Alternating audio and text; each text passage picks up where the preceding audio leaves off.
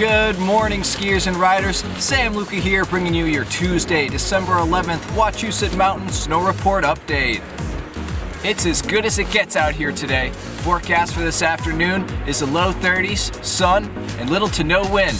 We're talking clear skies and cool, calm conditions. We've got 3 feet of powder-packed, machine-groomed snow just waiting to be carved up.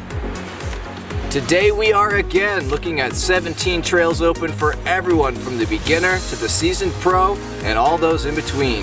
We have 5 lifts running, including both Ollies area and Easy Rider, to get you around the whole mountain with ease. Don't miss out on the chance to enjoy the slopes under a beautiful blue sky. Get up, gear up, and come have some fun.